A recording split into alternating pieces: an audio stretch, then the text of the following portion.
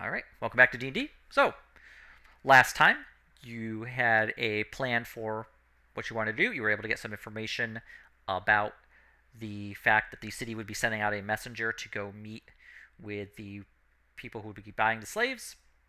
You're able to tail him. Fiffle was able to mount Charlie and keep a decent distance from him stealthily. You're able to get to the meeting spot. You were able to observe the meeting, and Kaido informed you that the messenger said they would have the slaves ready in 3 days. The Grey Orcs then left, and you continued trailing the Grey Orcs until you reached a pillar, which said that there was a danger ahead. The Grey Orcs themselves continued on, and so did you, eventually encountering a psychic fog that you saw caused madness when it went and enveloped Charlie and your donkeys. Continue on, you were able to actually cure them of the madness through the use of a lesser restoration. You then decided to make camp. During your long rest, the night passed mostly without incident up until Fern's shift, when she started hearing the barking of dogs, and she woke you all up, and you saw that there were in fact dogs the size of about mastiffs or a little larger, looked like they were made out of plant matter, and they were teleporting, and they're rushing right towards you. So we're actually going to get started going there right away.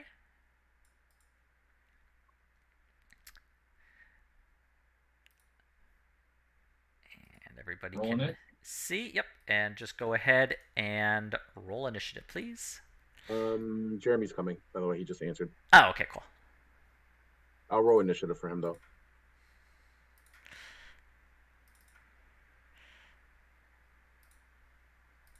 Nice. Oh, I was about to say, oh, good. Okay, I got a 12. Okay, let me get to Mr. Jeremy. Confound you. Okay, then Mr. Fiffle to Mr. Tulip. I add 3 to my roll as well. There's a 13? Yep. Okay. Uh-oh. That was for Fiffle. All right. Unfortunately, I don't know if he gets any bonuses or not. I don't know that. Man, I would assume those hounds would get something bonus, but there we are. All right. all right. I will control him until he gets here. Well, if we get to that point. Start with the hunting hounds. So you see them rapidly approaching. They are... You're on a ledge right now, overlooking them. The ledge itself goes down about 10 feet. So they, as they approach... They can totally jump that. 5, 10, 15, and then the first hunting hound is going to do a kind of... You see it shimmer, and then it just blinks and appears directly next to you, Graham. Hello. It is going to make a bite attack against you. However, the your shield, you're able to get your shield up in time, your actual physical shield as opposed to the shield spell, and the dog's teeth are not able to make purchase on you. The next one, 5, 10, 15. And this one is also going to blink next to you, Graham. Okay. With the one distracting you, the other one is going to make a bite attack at an advantage. Tactics. Oh yeah, that's gonna hit. So it's going to deal 12 piercing damage and 26 damage. 14 psychic damage, as you can just feel like the dogs, like just barking within your skull, just kind of bouncing around. That's an opportunity attack, isn't it? Burn. Does Fern have I don't think Fern has Sentinel to do. I'm thinking another one. Yeah, I don't think Fern has Sentinel to do that. I've been playing too much Border. Hello, Jeremy. We're getting mauled by bark dogs. All right. 5, 10, 15, 20. And it's going to teleport next to Fern. And this one is also going to then attack Fern with a bite. Does a 17 hit? Should I roll initiative? No, I did it for you. Oh. Yeah, it does. Okay. Okay. So the dog bites into you, dealing 7 piercing damage, and you also can just the barking inside your skull to deal a 7 psychic damage. 5, 10, 15, 20, Barking. 25, 30, and then this one will teleport up to Fiffle. Make a bite attack against you, Fiffle. However, I know a 12 doesn't hit. God. Why So- hit by dogs? Fiffle, this dog you see just teleport directly in front and go to bite you, but you're able to pull back in time, and it just snaps at just air. In my experience of running from dogs, they don't usually do that. 5, Yeah, these are fey 15, dogs. 20, and then 10, 15, 20. Yep. And then the last one is going to teleport up by Otto, and it's going to make an attack at Otto. I'll never... Actually, yeah. Does a 20 hit? That'll hit. Alright. Dealing 9 piercing damage and 2 psychic as it just sinks its teeth into your thigh. But with that, the hunting hounds have begun their attack. Fern, you're up. Okay. I will go ahead and where is this? Rabbit hop. I think it's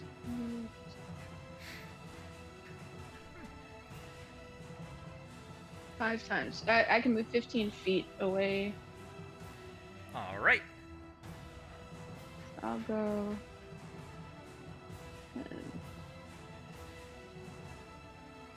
Right here. Okay.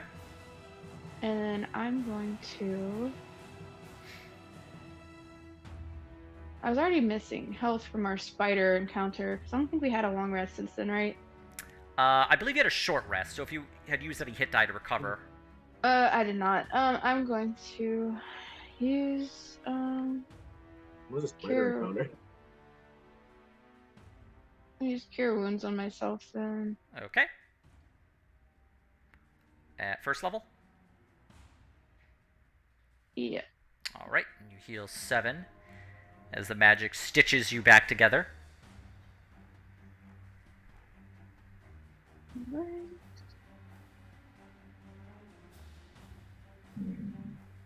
And that's all I can do. Did you, was Aurora able to do anything? She uses my bonus action to act, and Hair Trigger uses my Rabbit Hop uses bonus action. Okay, no problem. Then we are on to Otto. Otto, this dog has managed to just bite into you. Kill it. It's naughty. I am gonna brandish my sword, and I was like, if this is a dinner you want, I'm gonna feed you some steel. And I am going to. Longsword. Alright. That does hit. And 14 slashing damage. Great. And then I will hit it again. Nice. Also a hit. For 12, for a total of 26. Alright. Your 2 slices cut into this dog, just kind of like slicing through the bark and the grass and the vines that make up its body. You can definitely see that was a devastating blow, but the dog is still active, still very much interested in biting you.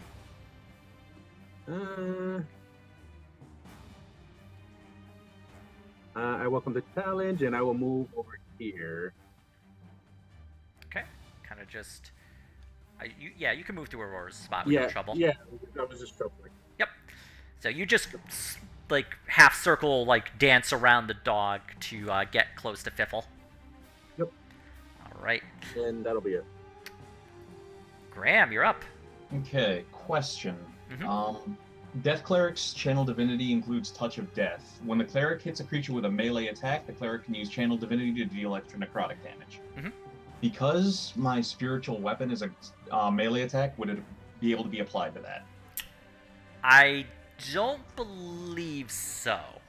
I will Okay. have to look into that, but my gut says no. Okay. So, that being the case, I am going to cast Light on the southern one from Graham. Okay. So it needs to make a Constitution saving throw. If you target a plant creature or a magical plant, it makes the saving throw with disadvantage, and the spell deals max damage. Okay. I'm hoping that qualifies. If it does fail, you can determine enough to figure out that it's not actually a plant.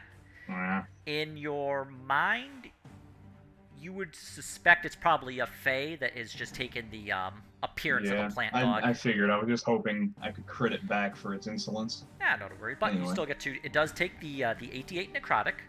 Okay. And if it has resistance to necrotic, no, it doesn't. All right. 35. A devastating blow as your. Well, actually, you describe how it goes into this creature. The creature still stands, however. Just kind of like a brief flare of black light. Kind of picks up a gout, and the soil just kind of gets dry and crumbly as it's kicked up in a plume, and everything in front of Graham's hand just kind of withers for a moment. The dog is definitely hurt. You can tell it is a very bad blow to it, but it does remain standing and still very aggressive. Okay.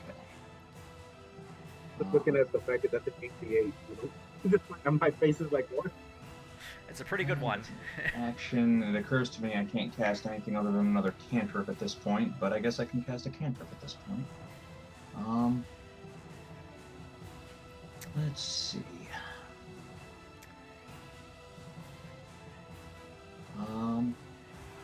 I am gonna hit it with. No, not that. I'm just gonna use Toll of the Dead on two of them. The two of them that were injured. Is Toll the Dead an action or a bonus action? It's oh, you might be right. Shit. Yeah, you're right. Never mind me then. Ook. Action economy. You've screwed me again. If you have anything What to do I use for your have bonus action. actions then? Not much, if I'm honest.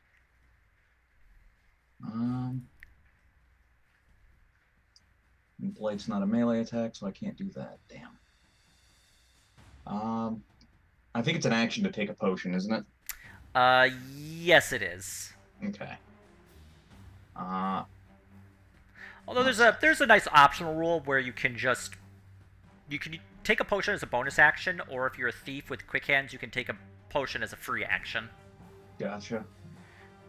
So I would say we could utilize that if you'd like. Of course, the enemies will have the same advantage. What do you guys think? I'm down to 33 hit points because I got crit on the first round with a lot of damage. Dog. Feral magic dogs don't have any place to keep a potion. True, but there will be enemies that do have potions. I can give you the healing spirit. That may not next be a turn. bad idea. Okay, I don't think I have any bonus actions I can do, and if I move, I get mangled. So, I guess Graham has to stay put. That'll be my turn. Fiffle, you're up. You are backed against Otto. 2 dogs in front. Bill says, I fucking hate dogs. And Pibble's going to take the disengage action. Okay. And You get that as a bonus action as a thief or rogue? I do, but I'm going to use it as a regular action. Mhm. I'm going to then scamper up these stairs Okay. Brings you up 10 feet higher.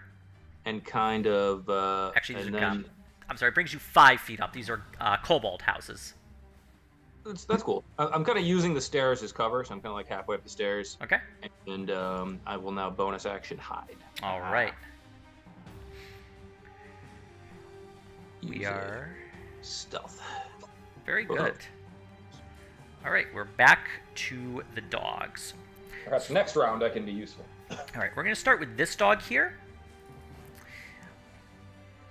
It is going to raise its head up into the air, and it releases a massive, like, howl that just kind of just echoes throughout this cavern.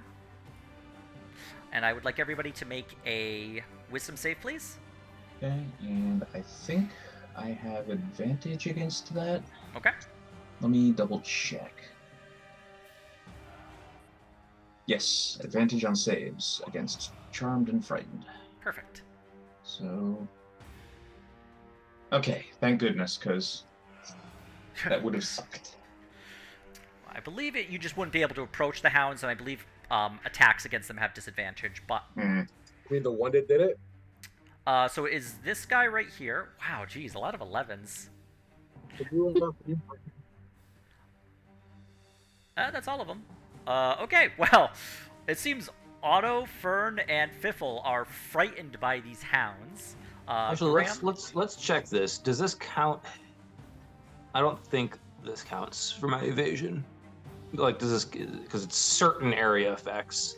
Yeah, It seems to be I think probably dex based. spells that are physical, such as an ancient red dragon's fiery breath or an ice storm spell. And all right, okay, it's specifically dexterity related things. All right. That is the action of this hound. The one next to it, however, is going to begin sniffing the air as you've disengaged.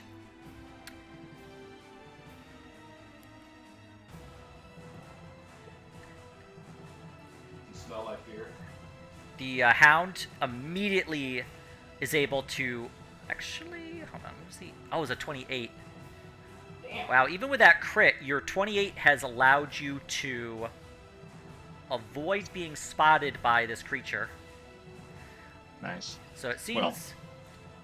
Well. Yeah, the hound sniffs. It gets your scent traveling past its friend here, but ultimately is unable to continue following your scent, and instead moves 5, 10, 15 between Aurora and Fern. All right. Let's see here. We'll go with this guy here. It is going to move here next to Otto. It is going to make... Alright, so what it's going to do, it's going to make a bite attack against you, Graham. Okay. Does a 19 hit? I will use shield to avoid taking a hit. Okay. It then will turn towards Otto, and it will make a bite attack against him. Does a 19 hit? Who does even go to? If you hit it, it goes to the attacker. Yeah, ties Okay. to attacker. It's a tie. So it does hit? Yeah. Okay.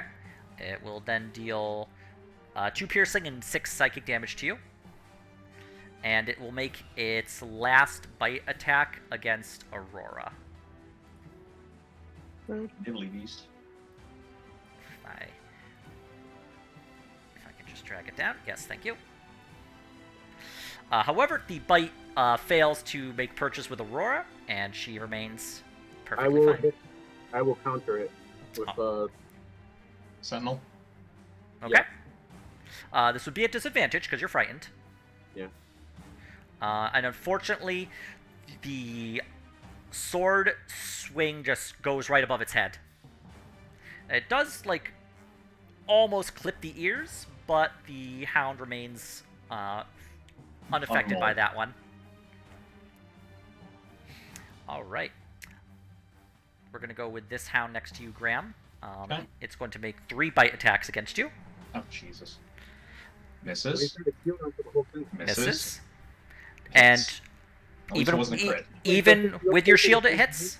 I can't Oh wait, that's The right. it shield lasts the whole attack is round. yep. Then no, it misses. All right. Awesome. Thank you, shield spell. Then we're gonna go to the last one, which is right here, right next to Aurora. So it's gonna make a bite attack against Aurora. I believe in 19 hits, Yeah. dealing 7 piercing and 9 psychic damage.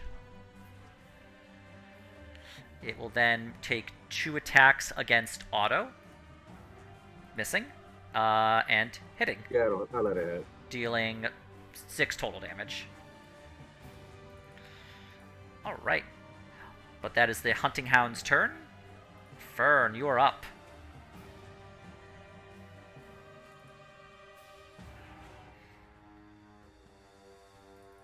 Okay.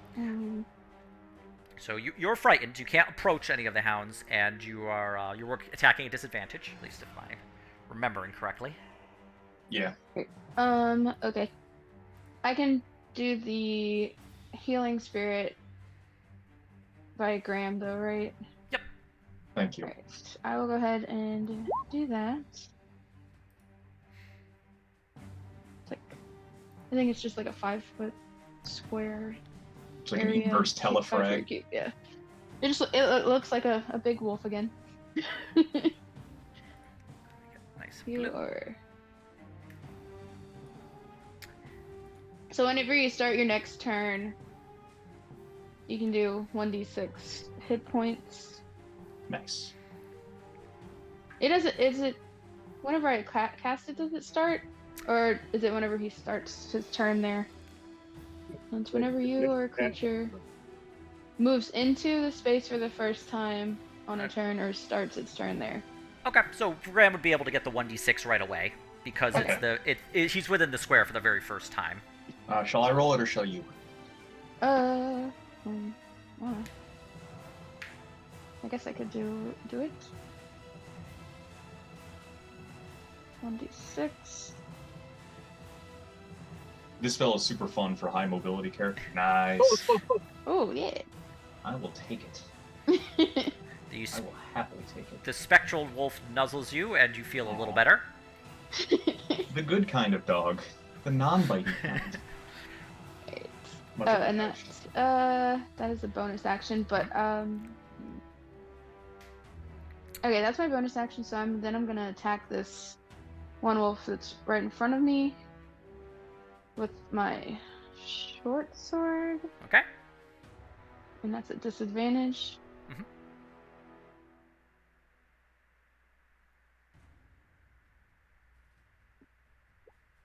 And unfortunately, your short sword strikes some of the bark, but bounces off, just being deflected. Probably around a 14 AC, would I guess? Oh, dear. And you're One more able time. to Okay. make your wisdom save again. This is the end of your Okay, turn. okay. Oh no, that was your That was the short sword. Yeah, well, I get 2 attacks. So Oh, I'm but sorry. that Yep, one you're missed right. Anyway. Oh, I halfling forgot. Look? No, it's fine. I'll just show my wisdom. Yeah, actually, unfortunately, from where Fern and Fiffle are positioned, he wouldn't be able to see her. Hmm. And you're Probably right. best to save that reaction just in case. Yeah, I'd forgotten rogues can act, or rangers can attack twice. That's I was thinking something else, but yep. With that, you are able to shake off the fear, and you are no longer afraid of that. And Aurora is also no longer afraid as well. Cool. It's funny. I didn't think it. I thought DC 12 might get 1 or 2 of them. All 11. Well, what's really funny is that's the number I've been rolling in order games with yesterday. 11. No complaint today. All right, but Otto, you're up. You are a little surrounded. I'll hit the one that's injured right now.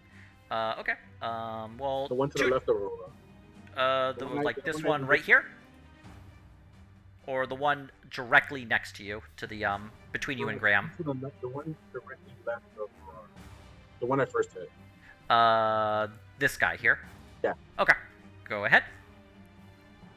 Both strike true. Please roll damage. Okay. And that was at disadvantage, though. It still hits with that 24. No, I just wanted to make sure. 2 different attacks. Nice. Well, not nice. Okay, so let's see. The 24 hits, dealing 13 slashing. I guess we'd go with the I 13. think it's tripled. Yeah, triple rolled. We're gonna go with the 13, and unfortunately that doesn't hit. But you are able to deal like slash. Divine Smite. Let me just bring up my calculator real quick. Oops. Nope. Okay. For the 13 damage, and I have to find Divine Smite on here. Oh yes, of course. You can drop a divine smite as well on that if you so desire. Okay. Not the best, but still 8 more damage than it had been. Average. Wait, hang on. What? It's just undead against the bonus gun, right? Yeah, and undeads and I think fiends. I'll double It is check, a fey. but it would be an additional D8. Yeah, it's These are just Fey undead. Griblies. Yeah, it's not technically fake. Rules are going through my head all over. Yeah. The sweet science. Um.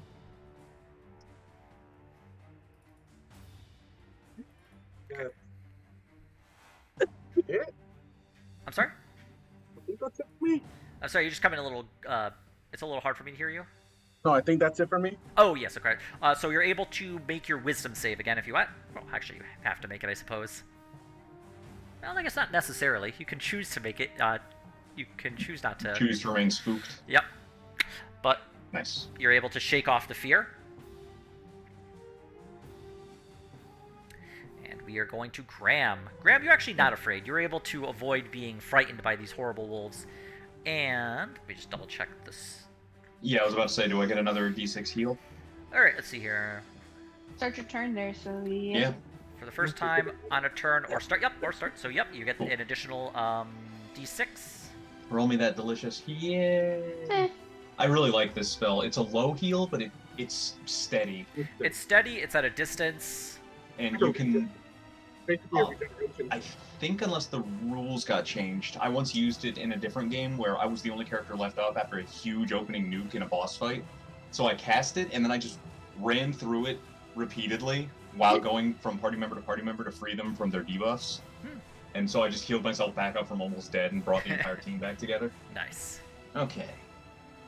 So Graham is going to start with a bonus action cast of Spiritual Weapon, and he has to cast it at 3rd level because I'm out of 2nd level slots, so it'll be Okay. stronger. All right. So. So it will be increasing the damage by 1d8, so it'll be 2d8 plus Wisdom. I think that's 4 on a hit. So it makes my normal attack. All right. Where damn did it. you want to put it? I was gonna hit the one that I already wounded. Yeah, but where's I the missed. spiritual weapon being plopped? Oh, Or you have the spiritual weapon token right here, so you can just go and put it yeah. in. Can you give me control of it? Do you not have? I swear to God, It I changes every always single forget. time you make a new map. It is not your fault. It is roll 20. I'm There we sucks go. that I whiffed, but oh well. Oh well. Anyway, you would now have control of it. Perfect. Okay, that's my bonus action. Let's see. Do I pull the dead or do I go for an attack? I think I'm gonna go for. I'm assuming the one that I blighted last round is probably the most wounded. I think they're next to each other, right? The two next to you. You know and- that's right. I'll just pull the dead on them. Okay. All right, so that's a wisdom save. I believe so. We're gonna start with the one that you we're gonna start with the one right here that Otto just attacked. It will make its Yes. wisdom save. EC 15. Okay. It passes. We're Damn gonna it. do the one next to it. Ugh. Also passes. Wow. Okay, so that's my turn. Awesome. And those wolves are rolling pretty good. And it's been like this weekend. All right, you're not frightened. I'm done. But Fiffle, you are up. You're hidden. And they Okay. weren't able to suss out your location. Hidden, much like my cell phone under these covers. There it is. Okay, excellent. Okay. Yep. He looks vulnerable. Biffle kind of like creeps to the edge of the stairs and takes a bow shot at this one. Which one? This one. Okay, go ahead. It will be a disadvantage because you're still frightened, but I'm frightened, but You have advantage, so it would Actually- cancel out. Do I have advantage due to? I'm trying to remember how my shit works now. You are hidden. Yeah, you're hidden, so you have both advantage and disadvantage, meaning it's just going to be a normal flat roll. Where they just cancel each other out. And technically, you're not supposed to be able to move closer to it, so you'd have to go up the stairs instead of down. I guess you could have jumped down to the tile now. You could have actually jumped like right here, but not where you currently are, as that would be closing into the creature. Advantage. Anything that gives you advantage gives you sneak attack. Weird mechanic. And so being hidden gives one advantage. Mhm. Okay. But you're that's going to cancel out due to the fear, so it's just going to be Yep, just a flat. flat attack. Short bow. Okay, that hits. Go ahead, roll damage. Hooray! 7 piercing. Very good. I'll take it. And I'll bonus action hide again. Okay. All right. Ooh, what a fantastic roll. The dice do However, be like that. you are able to make your wisdom save again to attempt to shake off the fear. Oh, that's good. I don't like being feared. Not a fan. So, unfortunately, however, Fiffle, you are still Great wisdom. you're still a little scared. I'm just The saying, can wolves you are not scary. just break this? Back to the hunting hound. We're gonna go with this guy here. He was shot by a bow. He's not really happy about that. He is going to attempt to sniff out Fiffle, which he does. And he turns and he just bolts right towards you. However, Right. utilizing his ability, like attempting to sniff you out, that does use his action. Oh, good. However, he is directly next to you. Hi, doggy. I got a milk bone. All right, we're gonna go with this guy here, who's next to you, Graham. He's gonna make his bites at you. Misses. Misses. Misses. Nice. All right. We are gonna go with the other one. Wait. We're gonna go with this guy right here, and he is going to do a bite at Graham. Did he hit me? I was looking away from it. Nah, I'm getting mauled. The other one used its action to sniff you out, but can't act. Oh, I'm going to use another shield. Okay. We'll do the timer at the end. Okay. It's going to make a bite against Otto, Nope. and it's going to make a bite against Aurora. I believe a 19 hits for Aurora. Has to roll disadvantage. She uses dodge if I don't give her an action to do. Okay, perfect. That's a six. At Nice. 13, I believe misses.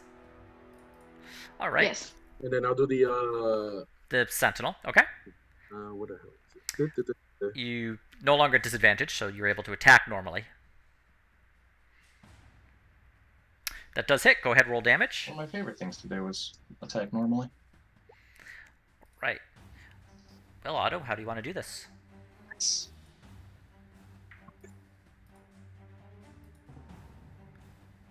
You just cut into it. You talking yet? Ed, you there? Yeah, hang on. Did I mute myself? I think so. Either muted or your laptop is doing the thing. It's a little Oh, yeah, in and out sometimes. Yeah, I just want to like dinner time is. I'm sorry, you sound a little like far away. Yeah, we can't. Yes. I don't know. Bad connection. No, It might be it's not a bad- overheating and baking the Wi-Fi card. Let me see. How about now? Yeah, That's a little better. yeah, we could hear you. I'll have to get a headset. No, I just want to. I will cut its head off and just say dinner time's denied. All right. We will go to this one here.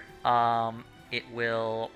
It sees the shield that Graham has thrown up, and it's smart enough to realize what that means.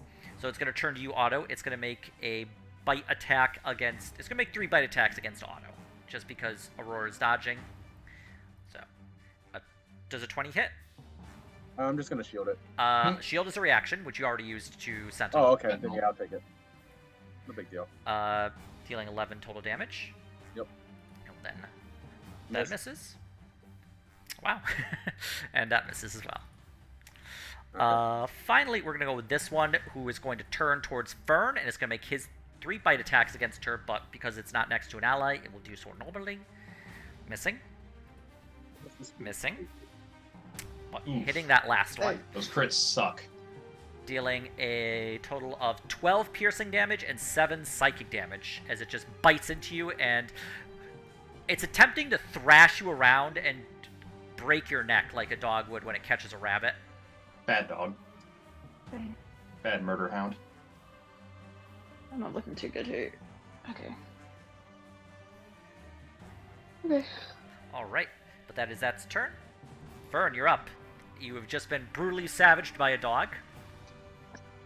Okay, I will, attack it with my short sword normally. Alright. Perfect. Nice strike. And again.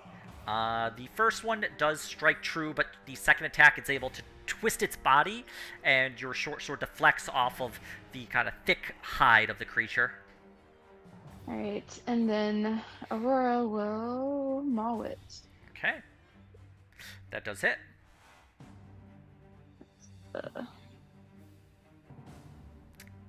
For another 8 slashing damage. Perfect.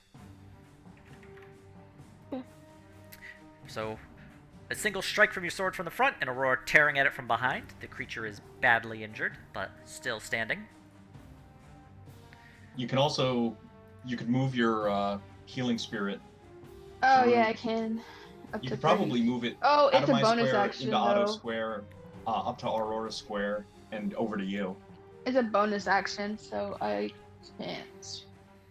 Unless Aurora doesn't maul. Ah, Alright. I'll have to do it next time maybe. Okay, that's all I can do.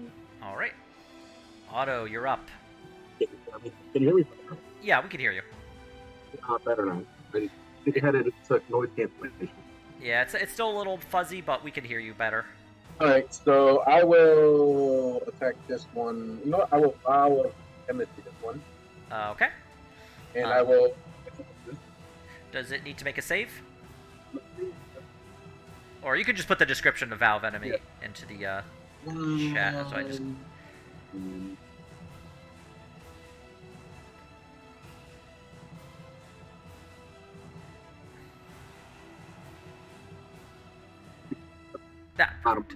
Okay. Here we are. Bonus action. Nope. It does no save. So I'm just gonna No put save. It's just marked. So I'll put a little purple mark indicating that you have the vow upon it And I will attack it twice. with advantage. nice. All right, go ahead. Both strike. Go ahead and roll damage for both of those. Okay, 7 slashing. And I will divine smite that one. Okay. For 11 Nice. radiant. You know, Auto doing work. 17 hits. You know what? For some Yeah, reason, it's double with advantage. rolling. Oh, yes, of course. I'm silly. Yeah, 17 hits. Yep. 13 slashing. All right. And I will divine smite it. All right. So let me Nice. just bring out the old. Mowing that thing. All right. Let's see. What was that? Yes. Alright. And Otto, once again, your sword cleaves through, killing this creature. Good show, old chap. So, 2 of the hunting hounds you have managed to successfully kill. All right, and that will be my turn. Alright. Start facing the one that's between me and Graham now. Well, Graham, you're up. Okay, I get 1d6 HP back. Oh, yep. Thank you. Okay. Take it and run. Or take it and stay put, I should say. That's done good work. Okay, so bonus action, I'm going to repeat the attack on the one between me and Otto with the spiritual weapon. Alright, go ahead and roll to attack. I clicked it, let's see if it goes through. Yeah, it can be a little weird sometimes. Yeah. Alright. Oh, there it goes. Uh, 14 again, never mind. I gotta say, it's like Alright. just below what you need. Yeah. Well, I still have Your my actual action. Yep. So, now that I'm in less dire straits, let's see, we got the Hound on Fiffle, but I'm kind of sandwiched, so probably the best thing to do for him is get rid of these guys sharpish. I am gonna do a regular attack on it. Okay. With my actual sword 1.0. All right. 14, do I hit? It does, in fact, hit. It just manages to stick in and deal that slashing damage to the creature. And I am also going to use a use of Turn Undead, or Divine whatever, to do bonus damage with Touch of Death. So All it right. will take an additional... let's see, what level cleric am I? 7? So it'll take 19 necrotic damage on top of the 12 magic slashing. Well, Graham, please describe how you killed this creature.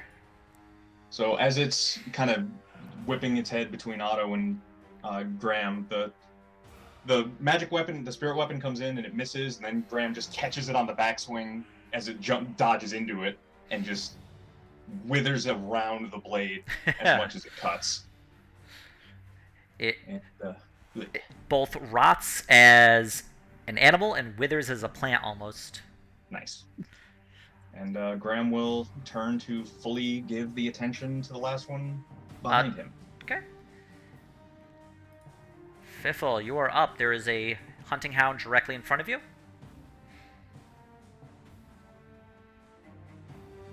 Jeremy? Oh, you're muted. Oh. Yes, I muted myself due to a vacuum cleaner. Okay. Yes. Yes. The hound directly in front of me. Piffle.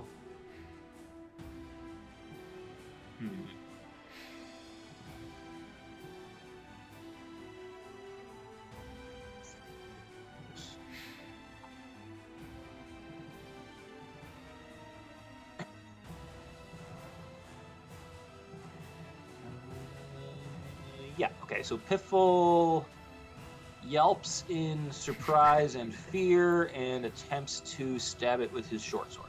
All right. I'm still afeared though, huh? Yes, you are. That's However, interesting. that does strike true. You are free to roll damage. Fabuloso. Do that.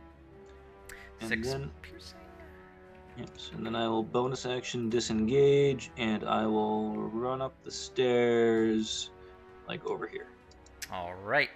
Well, you can't approach it, so it'd have to be more like around the back area of the I the. assume that's what he was like saying. He went up because he's above him. Wouldn't that be considered like running away? It's running away, but you can't approach it in any way, shape, or form. Yeah. Even though I'm higher than it, I'm still kind of getting closer to it if I'm Yeah. that edge. But Makes you sense. are able to roll your wisdom save again to attempt to shake the fear. Aha! And with that, perhaps with it out of sight, you are no longer afraid. The successful stabbing made me feel better about things. Like, okay, These nightmarish creatures can be killed. they can be hurt. I can hurt them. Feel better. All right. We then go on to the last few creatures. So this hunting hound next to you, Graham, it's going to teleport behind Fern. Nothing personnel, kid. It's going to make its bite attack against you. 16 hit? Or no? Yeah. Oh, there you go. Oh, it hits? Okay. Dealing 9 piercing and 5 psychic damage. Okay. And then its friend, 1, 2, as it presses itself against the wall, and then 3 as it moves into its friend's space between Otto and Fern, and it's going to focus down on you with advantage because it's next to its friend. Let me just... Within 5 feet of the ally. Wait, how that was against a creature.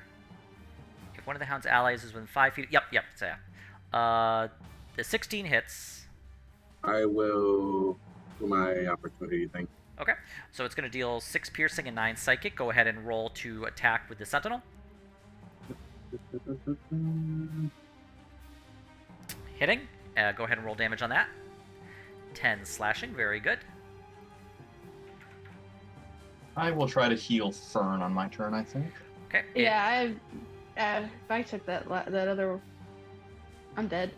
It will You're then down. I'm down. Yeah, I'm down. Oh, I'm that down. actually knocked you down. Okay, so instead, what it's Yeah, going to do, it I'm will at turn 5. towards Otto, and it doesn't have the ability. Now, I believe is the healing thing a Actually, you know what? Now that I think about it, is it a concentration? Yeah. All right, I forgot to have you roll on it, but it's the spirit itself disappears. The hound will continue attacking Otto. Not advantage game. I just wanted a regular bite. Unfortunately for Otto, unfortunately for the hound, it misses. It's 2 attacks against you. So Fern, go ahead and please make a death save.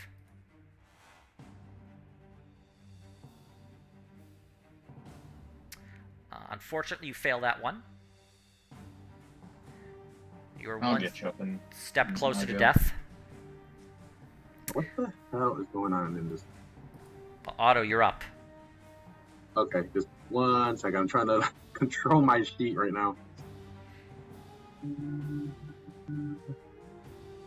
Okay, I will. Right here. Aurora can attack during my turn as well. I forgot. Oh, okay. Yeah, you could have Aurora attack the creature. Yeah, we'll do whatever after. Okay. It does hit. Go ahead, roll damage. Aurора's mad. Yeah, she's yeah, look at that. my human. Or my bunny. That would actually be a really cool mechanic where the owner gets down to the spirit and will just like goes into frenzy. Revenge doggo. All right. Very nice slash as Aurora bites into this creature. Well, it's a slashing, so it's actually a smidge more horrifying, but yeah, Otto, you're up. I will lay on hands, Fern for 25. Oh, nice. Everything. Thank you. All right, Fern, you are you're still prone, but you are conscious. Yeah. All right.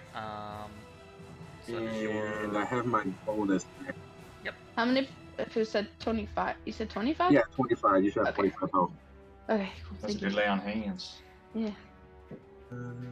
Also makes sense to shoot the works. Slightly getting mangled.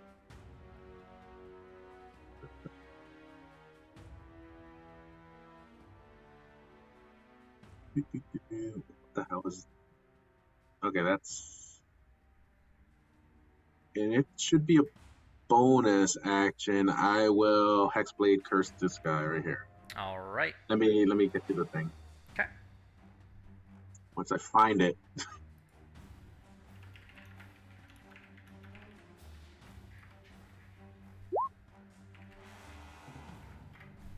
All right. See here. Bonus action. Bonus gets the cursed. Okay. All right. Cool. Yeah, I always forget that's a really powerful ability, so we'll put that as like a little pink. Just like the shirt that I wear once in a while on a Friday. Okay. All right. Graham, you're up. Okay. Well, Graham is now free, so bonus action to move the spiritual weapon. 5, 10, 15. Kind of just parks itself over the prone Fern, and I am going to try once more to bop. Is the one that's been enmity more wounded? Hexblade it's wounded.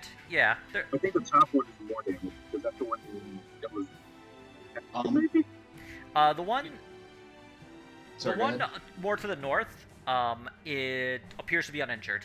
Okay, so I will try to burn this one down then. Okay. Finally, and that will deal an additional 5, so it's 11 force damage. Okay. Then I will. Let's see. That's all up a Z level, right? This creature, no, is not up to Z level. Oh, perfect. That being the case, 5, 10, 15. Graham will get into its grill. And what will Graham do about this grill? That is the question. That'll work so well the first time. Let's try bonking it with my sword again for Okay. realsies. Nope. You go to slash, but the creature was able to. The strike from your spiritual weapon has sent the creature reeling and, unfortunately, out of the way of your sword. Little bastard. Okay, that is Graham's turn. Fiffle, you're up. Sure. All right.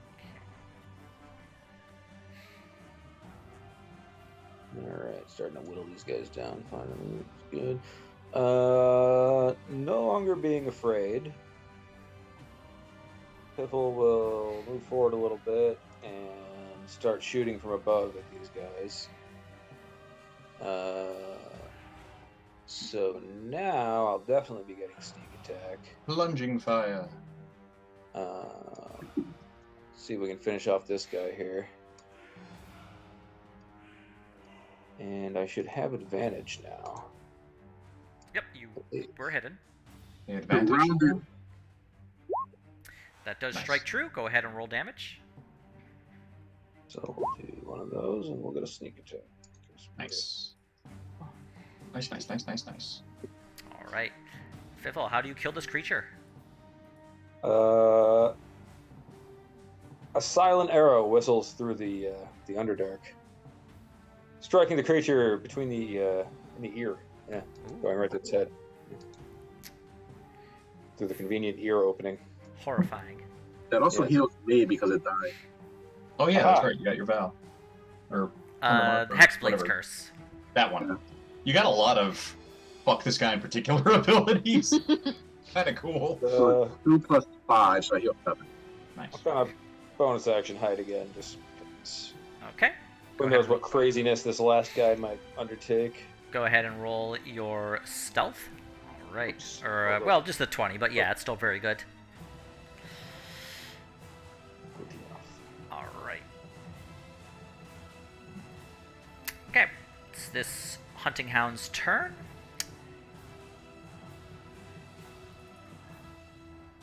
Well, as annoying as it is, Fern, I'm sorry. It's going to have to go by its command.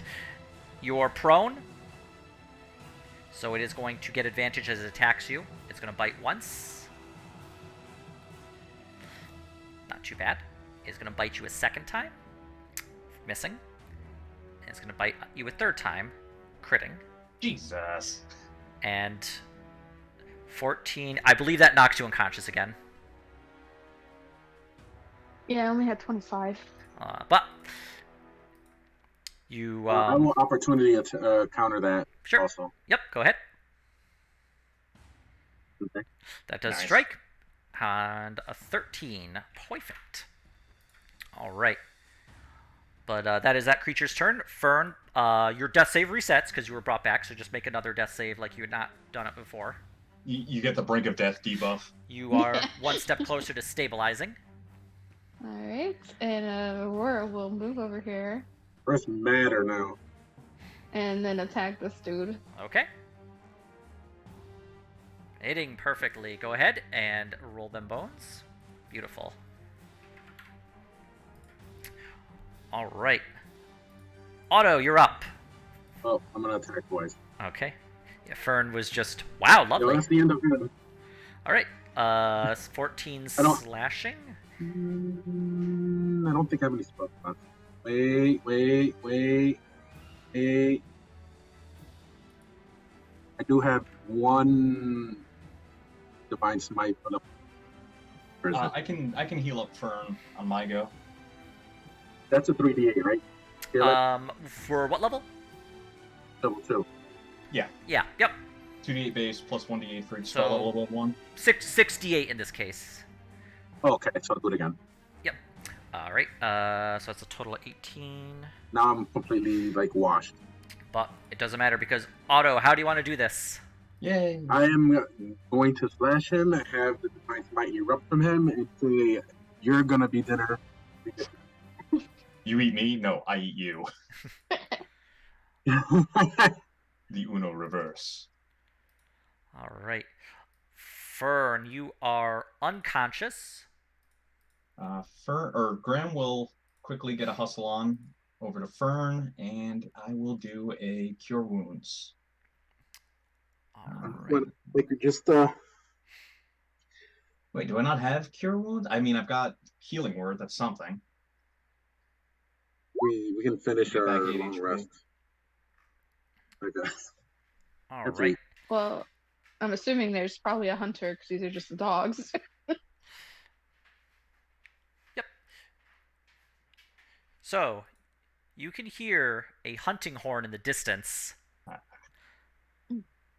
Fern, as you regain consciousness and sit up, you see about 300 feet across, standing on a rock outcropping, a figure with a horn in his hand, a spear in his other hand, and he's riding atop a giant griffin. A griffin larger than anyone you've ever seen before.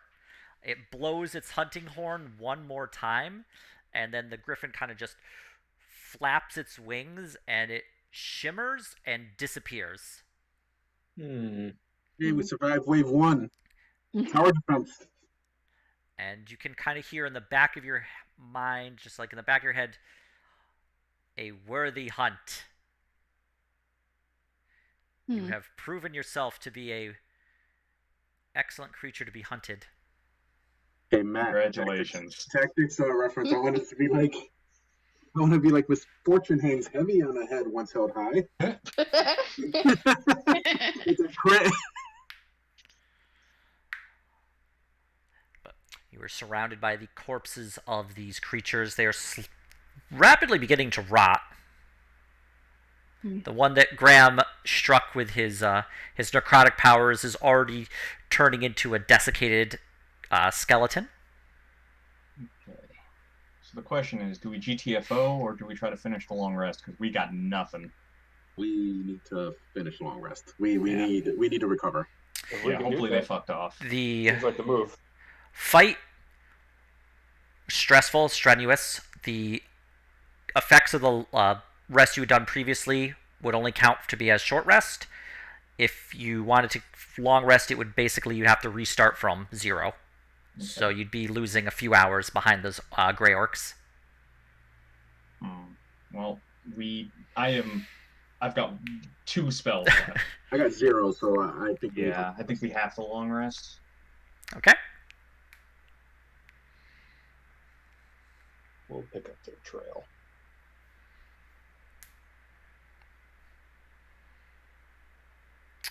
All right. Well, if you wish to take a long rest, are you posting sentries for? Damn well better. Let Fern go last, so we at least can get our spell slots back in case another one shows up. That is a good point.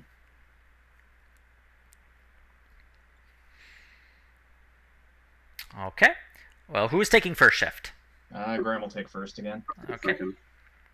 Graham, roll perception. You don't see anything. In fact, the cave is still. There's really no sound you hear at all. It seems dead quiet. All right. Your shift passes without incident.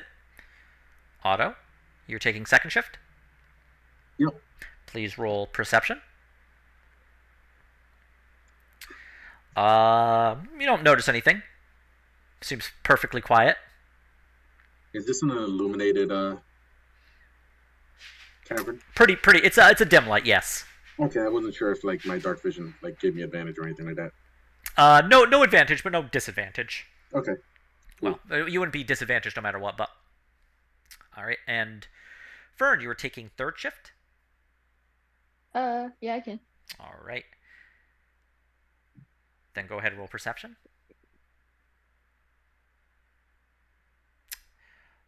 Fern, watching out, you don't see anything, you don't hear anything.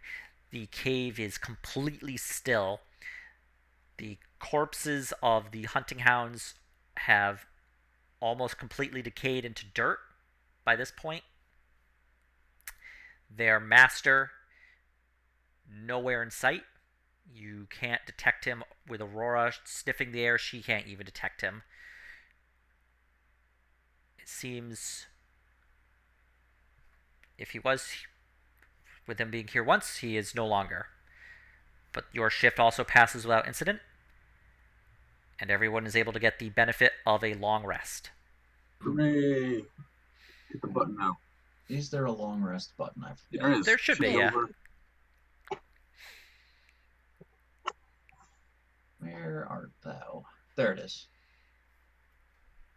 Okay. Much better. Well, now we got some ground to make up, but we didn't get mauled to death by bark dogs. Yeah. Mostly. Gotta count your victories. I consider that a major, upside. 11 out of 10. It's all right. But yes, you are several hours behind the Grey Orcs. Okay. I guess let's hit that dusty trail. All right. Well, if you would like to continue tracking them, somebody can make a survival to attempt to pick up their trail. I'll do 4 if you're gonna help her. Okay. What's his face? I believe. Ugh. Yeah, Kaido wakes up from his drunken stupor. What'd I miss? Just flesh-eating dogs. Wake me up. Dogs. Wake me back up when it's something exciting. Here, help her like get the orc cover, and then you can go back to sleep. All right, Kaido looks around. Mechanically speaking, Fern be able to roll again for the survival. Oh my god. Fiffle is able to. The dice are like, no, the plot stops here. I assume Fiffle will let her reroll. Yes. Okay. Reroll that one, please. Okay. 22. It takes about 15-20 minutes, but with Kaido's help, as much as he can offer, you are able to pick up the trail. With no weather in this cave system, it is pretty easy to get the tracks. They have not been covered up by anything. And with so many Grey Orcs, they do leave a lot of tracks. So as you are able to eventually find them, looking for where they could have gone, and you do see that it continues on down a tunnel. This one does sink down a little. You can tell that it is an incline and is beginning to go down. As you approach the mouth of this tunnel, you can hear a kind of strong wind coming from within it. You can just hear it. Like that, like the howl of like a powerful wind from deep within this tunnel. Do we get a sense of how much further this like strong wind is making this noise? Make a perception check. I will try a perception check. Me too. Yeah. Well, at least Graham would be able to. Yeah. Graham is like, I hear wind. Still got ringing in my ears from getting psychic bitten. It's like, remember when we played Stalker and we had that difficulty mod that took away the ability to heal psychic damage, but it didn't take away psychic damage? So you just had the permanent blur effects and the tinnitus effect. Yeah, well, fortunately you don't have to deal with that right now. You suspect the wind is probably about 400 feet down this incline. The incline itself is about 30 degrees. Somewhat steep, not horrifyingly so. Can we see down there? Your dark vision would only allow you to see a couple hundred feet. I believe. What is it for Devil's Sight? Like 180 maybe? I don't know. Let me see. Yeah, you can't see to the end of this. Yeah, I wouldn't be able to see to the end. I didn't know if there was like light or anything like that that would give me. No, there's like a few mushroom clusters, but this tunnel is mostly dark. And near the end, you really don't even see any dim light.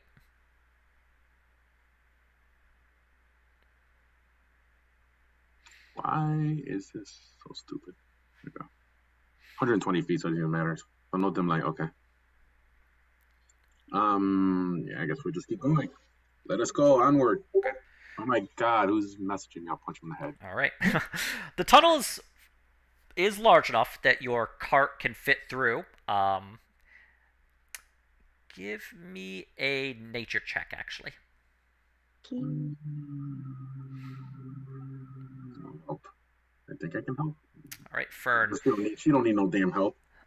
Looking at She's this walking nature.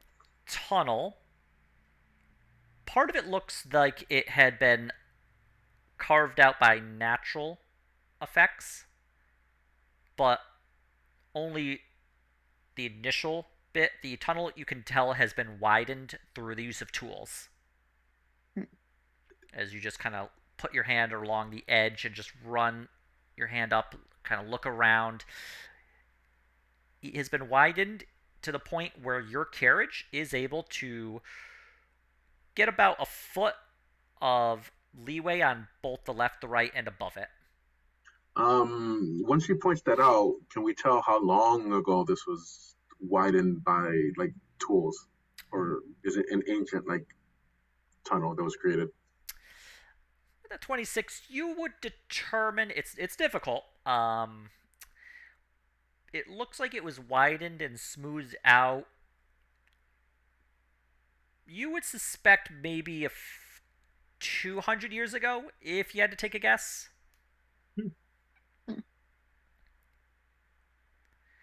It would I'm like Ramus, a history buff. Does he know anything about stuff around here 200 years ago? Graham will see if he knows any ghosts who told him about Underdark shit. give me a yeah. Well, Graham, you've seen minor spirits flittering here or there throughout the Underdark. Very dangerous place. You do remember seeing a spirit who mentioned traveling towards the he described, he used a strange word. You suspect it means something like manor or cottage or house, but it would be outside of the city. And he mentioned being part of a procession. Graham relays all this, and we're at a guess. Either the Shaper's been around a real long time, and this is widened up for plenty of slave traffic, or he just found something that suited his purposes and moved right in.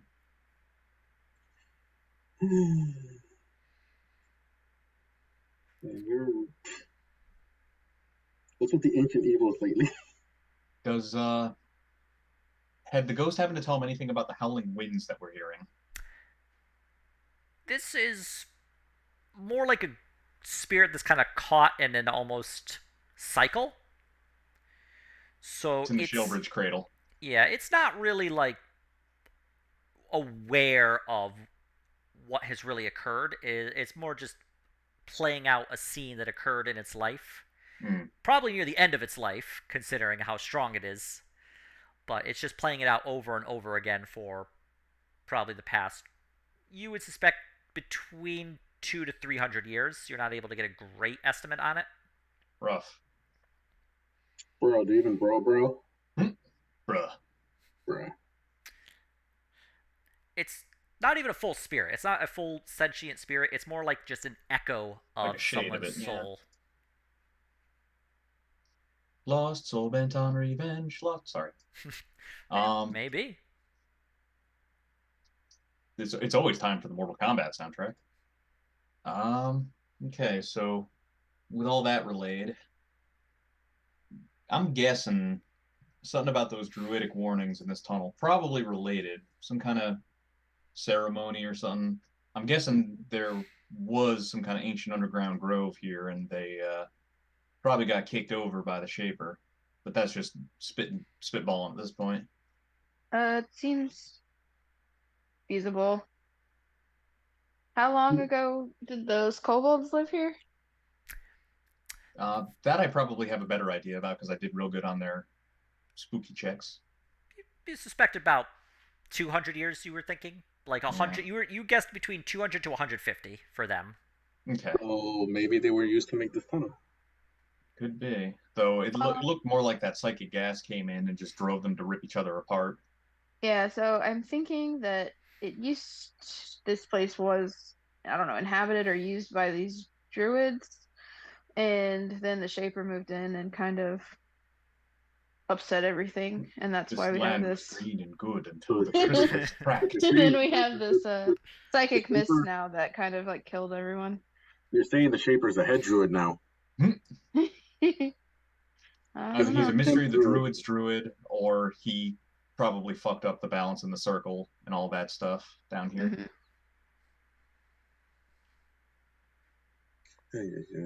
Okay. Let's keep on keeping on. Okay. Well, it's not a super steep slope. The donkeys continue traveling down it somewhat slowly. As you travel down to the end, the sound of the howling wind very loud here, and you find yourself at a kind of sharp turn. You're able to turn it, like you're able to get the carriage through, but it's a little bit sharper than you would strictly like, but it turns to your left. Hey, we'll have to remember that for the inevitable chase sequence.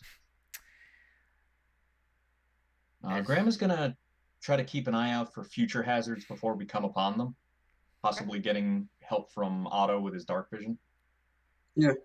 Well, from once you make that turn, you see about 50 feet in front of you, dim light coming. Looks like the same light being emitted by the clusters of mushrooms that had been planted and cultivated. And that's also where the sound of the howling wind is from. Okay. Graham will relay that with a be advised.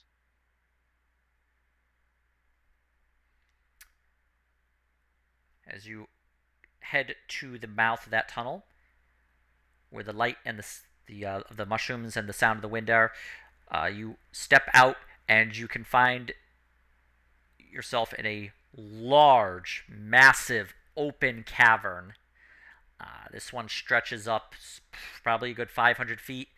Looking down, you can see that the ground has split apart and has partially fallen away. Looking down, your dark vision wouldn't be able to see the bottom, and you can see a large amount of the psychic fog kind of rising up from these cracks in the earth, up, and then slowly receding as the howling wind really starts screeching by. The fog begins to flow up even more. Looking across, you can see that there are some large gaps in between these broken sections of earth, creating almost like a bits of island with just a dry moat in between all of them, with the exception of the psychic fog filling the gap in between. Okay, so we're probably going to have to leave the carriage somewhere around here. Also, just to make sure it's said, after the long rest, I did the usual remove curse on Sathara to keep the thing suppressed. Perfect. Okay. Sathara offers to guard the carriage. Appreciate that. And guard Kaido and maybe see if he's got anemia or something. He's been comatose for a minute. He's been sucking down that Underdark wine ever since he got a bottle. I don't know if he's. I feel like there's an end to like how much could be in the single bottle, but he hasn't found it yet. If he Maybe sobers we up, should get. I'll send him on the way. Very strong Maybe, stuff. maybe he shouldn't have any more hookers. He found a weird aberration shell like conch shell creature that sweats Everclear. This is the future Serbia wants. But Okay. Well, good luck. Stay safe and keep an eye out for those damn hounds and hunters again. we'll. I'm just Bad going to enough point they're out that here. we're probably the ones that they're after, not them. Yeah. Yeah, Sathar looks I think they're after her. And she points to Fern. They seem Yeah. real intent on biting you. Yeah, Yeah. they were.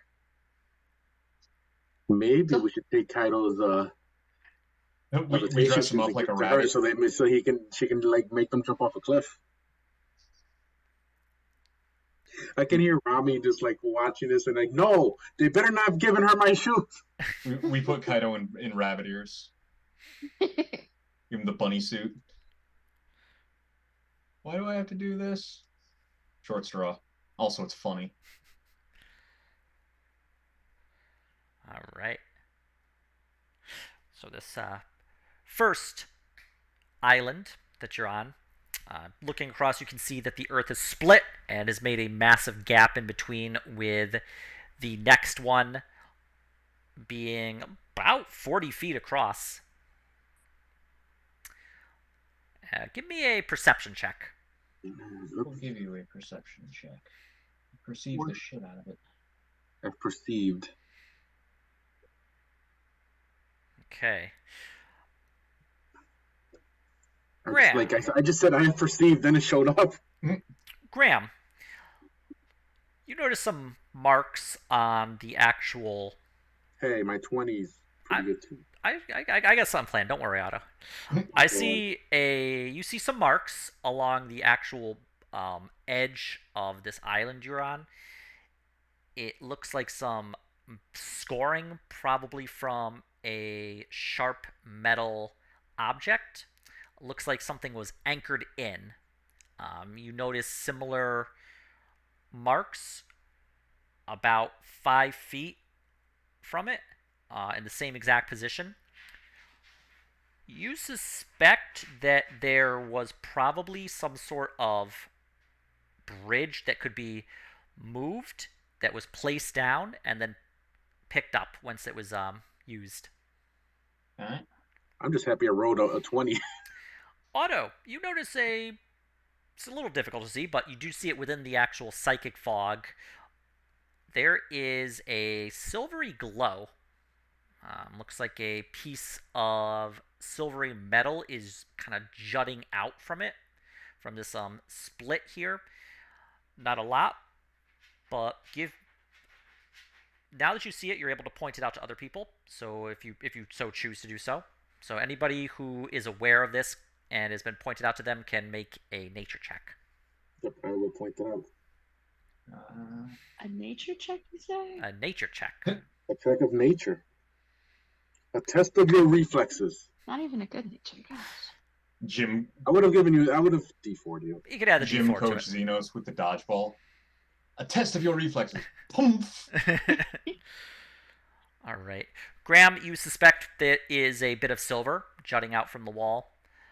However, Fern, with that 13, that is not silver. That's mithril. Ooh. Hmm. It Yeah, looks so- like, yeah. It looks like whatever split this across has opened up a small vein of mithril. And that being said, the mithril itself is about 15 feet down, and it's within the psychic fog itself. Okay, this is absolutely outside of the rules as written, but here's a thought. You know how one of my weapons is specifically a pick? Could I spiritual weapon the pick and have it mine and then mage hand up the mithril? I also have I mage hand, support by the this. way. You might be able to. How much can your mage hand hold? I think it's like 5 pounds, so it would be like chunks of it at a time. This would be heavier than 5 pounds, I unfortunately. have But mage hand, so I don't know if we could use the mage hands to work together. We could also lower down a tarp secured by ropes underneath it so it falls onto the thing and then we haul that up. you'd have to get, if you have something to act as a tarp, that could work as well. Yes, your pick idea, however, for your spiritual weapon would work. You suspect. Cool. I think we should. We've got tents. I've got furs. I have an explorer's pack I never opened. So we have rolled. Oh yeah, I just bought like 2 things of rope as well from that store. So yeah, I think we can do some improv engineering. Yeah. And then we can use the mage hands to set it up there, and then we can pull it up instead of having the mage hands go down and risk dropping it. Yeah, Even if they could work together. we basically set up the thing with ropes beneath it, so when we pick it out of the wall, it falls down onto the thing, and then we can haul it up. Okay. All right. The mithril you see though is on the other island, so it's about 40 feet from you. So before we commit to this, let's look around for trouble first. So I'm going to do a perception to look around. Okay. There we go. Assuming I got the wink. You did get the wink, I'm assuming. I will look around on my own, and I won't. All right. Looking around, you don't really see anything you would consider to be dangerous. This cavern is devoid of life, as far as you can tell. Even a lot of the life, like animal life, where before you had seen small bats, insects, little lizards, and other underdark creatures that move around and act as prey for the larger predators. This cavern completely devoid of anything alive, with the exception of you, of course, That's a work in progress. and the mushrooms. Mushrooms. Sweet, sweet mushrooms. Although mushrooms don't even count as animals or plants, so. You cannot kill me in a way that matters. I'm not fucking scared of you. It's gotta be.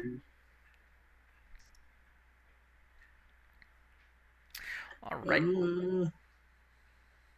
So Graham expends a spell to moonlight as a miner. Okay. So you're gonna have to find a way to get the tarp set up. We So can use the mage hands to set that up, I think. okay, how are you setting it up? I know you have tarps, you have ropes, you have the mage hand. So I assume we Basically can get using the multiple ropes on the corners of the tarp. So Yep, it's and then just, have the mage hands pull the tarp over to the mithril where he's going to mine it. That Okay. sounds about right. yeah, and we can kind of steady it with the mage hands. Yep. Just a little bit. Yeah, because they don't have to expend any effort. They can help, but up to like what, 5 pounds? Yeah. Roll for dungeon We improv might have to engineering. get closer to it. It's It's 40 in the feet away fog, from. but yeah.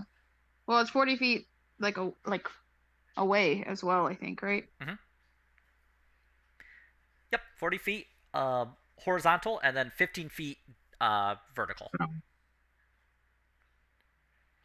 And I would Pythagorean theorem it, but I don't want to. Yeah, mathing on the weekend is a no. It's all right. Nobody in this party has the class 40, witch, right? so we Is don't there have to worry anywhere about where it's witchcraft like closer? math. 40 feet is the closest. There are portions of it that are farther away, up to about 60 feet, but nothing closer.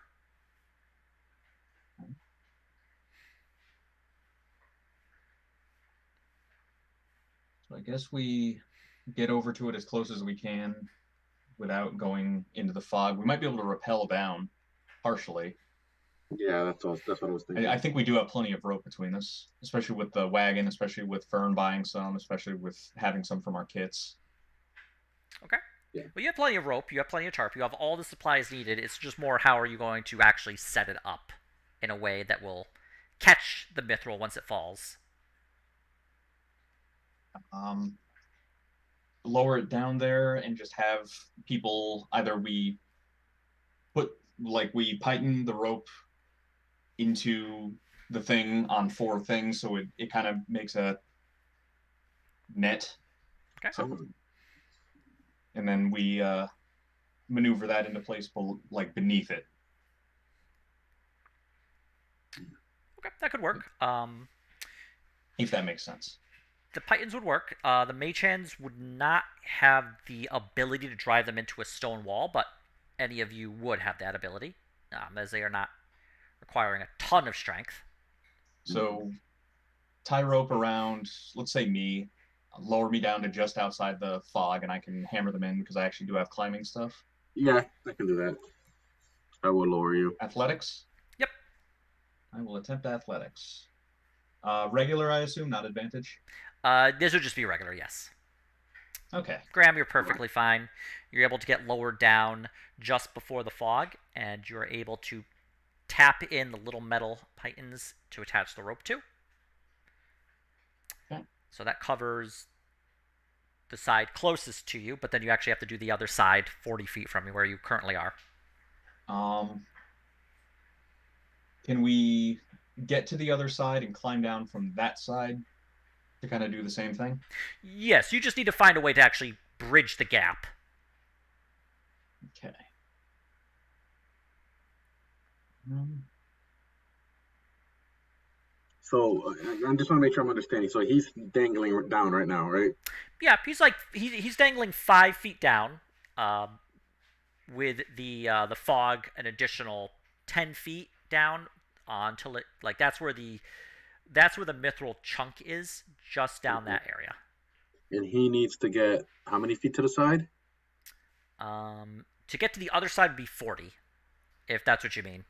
Yeah. Is there a way if we have So it can secured? I? So can I? Yeah, I'm just what I'm thinking is, can I go 40 feet over, put something down like a rope, and then lead him over, like the rope over to him, so he can kind of like make his way Yeah, over Spider-Man swing over. Well, with less dynamism because I ain't that with kind less of. swinging and more control. Yeah. Gonna try it and see if it works. You do know enough that you risk falling into the fog itself, even briefly. Is there vertical? Is there climbable surface above it on the other side, or is it like straight up a chasm? This is a large chasm. Like, you're basically looking at a huge split in the earth, and where you are standing at the edge, the next island, the one where the mithril is on, like on the side of it, is 40 feet from you. So you're like looking directly forward, and you kick a rock and it falls. It goes past the fog, and you don't hear it hit the ground. Okay. Imagining Halo 1, that massive shaft. Absolutely, yep. Okay. Of course, Kaido's unconscious with his boots of goddamn flying. Did Graham tell us about the marks he saw with the possible movable bridge? Yeah, that's true. Could we use some of the moorings from that? Like, do we see if there is the pieces of that or anything around here? Uh, Graham, when you were looking at it, you saw like the metal, like the scoring on the stone, that was made by a metal tool.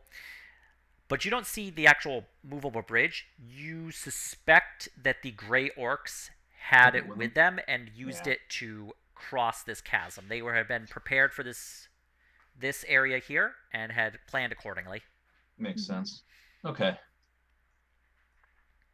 Funny, I'm used to my sorcerer who has all kinds of solutions for this shit. D&D players amazing at killing. Not so much for a lot of other things. And yet we're also like all baby engineering degrees doing this shit. Okay. Can I Graham do the same thing what the Graham did on the other side, and then I just have the tarp? Do you mean like? So what do you mean by Instead the of other being like side? trying to Spider-Man over, I'll just set up 40 feet away, and then we can do something with the tarp where I can get it over there. You can attempt to try and get like the 40 feet. But how do you want to actually cross this 40-foot like chasm? You're basically looking at a mini Grand Canyon. You're on one side. You want to get on the other side. Well, I'm insane enough to jump 10 feet and then Misty steps off. Oh yeah, you do have that's a Misty risk Step, I'm so willing to just do take. that. Yeah. You could certainly try that. If you did a running jump, you might be able to cover the 10 feet and then Misty step over. There are rules for running jumps. Could Fern shoot it into the rocks with her bow? Like rope arrow, like it's thief. You could certainly try. arrows really aren't meant to carry a rope, so it would be at disadvantage. But you could But certainly. what did you hammer it in with? Like, I just have climbing tools, and I'm physically on that side, so it's easier. no, I was gonna say if we made a makeshift arrow, with the climb, like with the thing to penetrate into the. Or maybe I'm just overthinking this. Might be a tall order. Okay. She's an archer. She's got to be a Fletcher. Those are the rules. Okay. So if you do it, start 10 feet back and you run and you jump, you can cover a number of feet equal to your actual strength score. Equal to your strength score. So Squares or feet? Feet by themselves, not the Okay. modifier, the actual strength. Your actual score. So if he had like a 20, he would go 20 feet? Yep. So I can go Gotcha. 16 feet. Okay. So you would be able to do a running jump and then Misty step the rest of the way over. I almost feel like saying I'll be right back, and I just come back with titles, fucking magic items. Beat him up and take his shoes. Like, why don't I have my shoes? Don't worry about it. Aurora's wearing his shoes. Airbud. Would Aurora do the dog thing and eat the shoes? No. Or go down the chasm to teach him a lesson for being a jerk. She's a good wolf. She would just fly around in them. Become ungovernable. I need flying shoes for Aurora. You need 4 of them, or like one half of her will be dangling free. It'd be up to you. She's gonna stand up. It would be up to you to determine if it's the front half or her back half. How to distress an astral wolf. Aurora just needs to grow like butterfly wings or something. She's a magical Feywild wolf spirit. Well, you could actually resummon her as a beast of the air, I believe. I think beasts of the air are only small, so it would be a little tiny Aurora with wings. Yeah. Pomeranian. If you bend the rules so she could be an attack griffin, that would be something else. Can you imagine? Kind of like, "Where's Aurora? I'm back, and I want to kick her," and then like a giant griffin just screeches at him. Or like a small little griffin. I mean, well, it'd be cat-sized. Just picks him up and just drops him because he.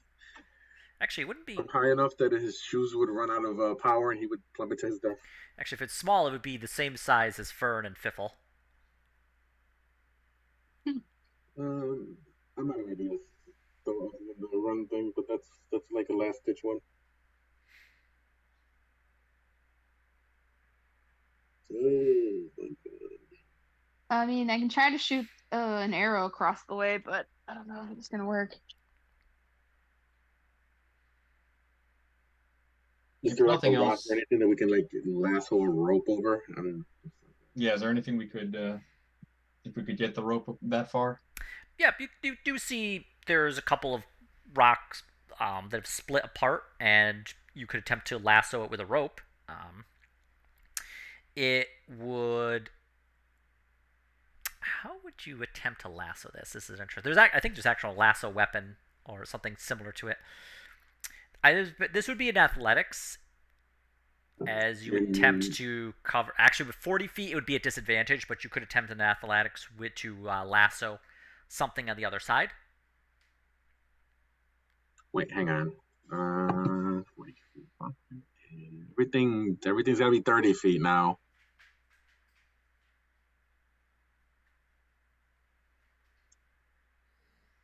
On the plus side, you notice the other islands separated by the other, like this large opening chasm here, are the gap between them is between 20 to 10 feet.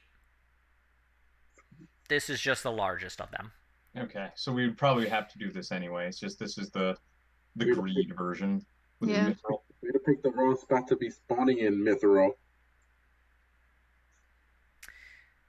And from the size of it, you'd suspect it would be 15 to 20 pounds worth of mithril. Okay, so it won't be hard to bring up once we have the Once we have it set up, it won't be. secured on the other two sides. So why don't you do the running jump into a dimension door with a rope?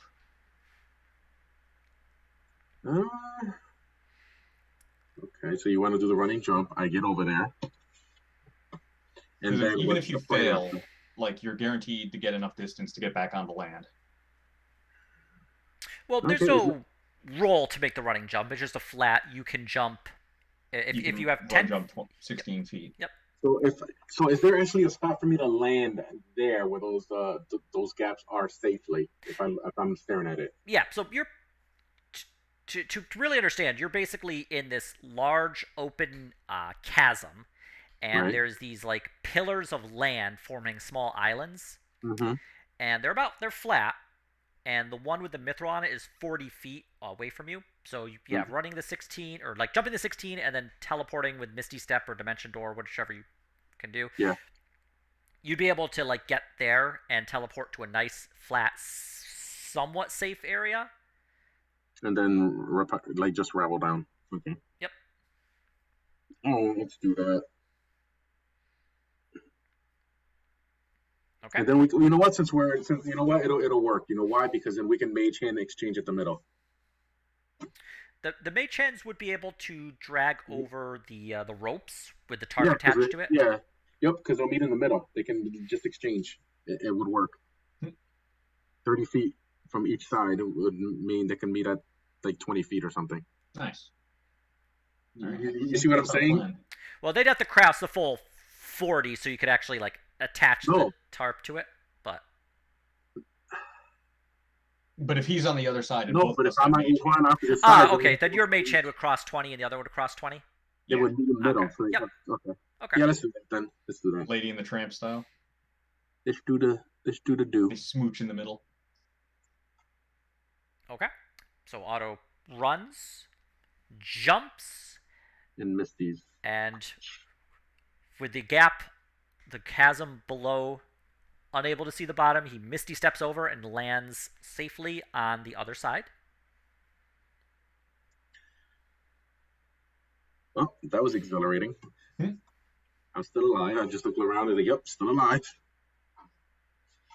And I guess we'll get this plan going. So I will rope my way down and Graham is sending the rope over, right? And then I'll grab it with my Misty. Yep. My mage hand. Okay, we'll do that. All right. Just give me an athletics as you rappel down. Yep. And Can I D4 for myself for this? yeah, you'd have plenty of time to make that. Athletics. Nice. No issue whatsoever. You're able The delay is scary, by the way, just so you know. You're able to rappel down. You're able to get the little metal pittons into the wall. You now have a tarp crossing over with enough slack that it would fall just below the actual mithril itself. Perfect. So let's greed. Okay. Graham will once it's all set up and ready, Graham will cast the spiritual weapon and try to astral mine. Okay. Go ahead and make an attack roll. Okay. You're able to move it, of course, right to the actual.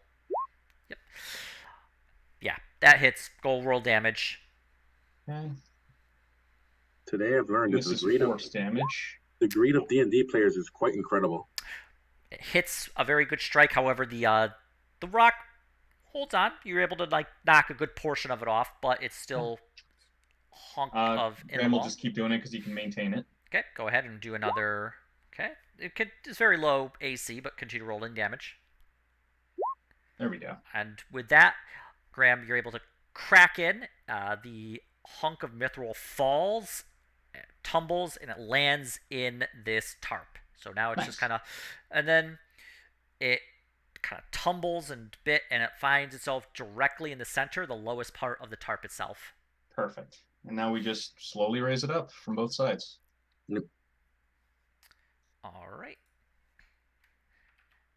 As you are raising it up, the howling wind Oh. comes back. I rolled a d20, and The fog begins to just rise up. The ropes are in your hand as this is occurring. All right. As the fog is going up, you suspect it's going to go over your head. Graham will start climbing up. All right. Graham and Otto were working together, so I believe you were both. One person on one side, one person on the other. Graham, I'm sorry. Yeah, we're working together. Yep. Okay. So Graham and Otto just make athletics to try and climb up. Okay. Time for the dice to fuck us. Could have been worse. Otto's able to get up, no problem. I'm just going to do a quick thing. I rolled a 15. Graham! Otto is able to get up, no worries whatsoever. The psychic fog goes up over your head. Alright. And you're able to climb up the rest of the way, getting on to the platform. However,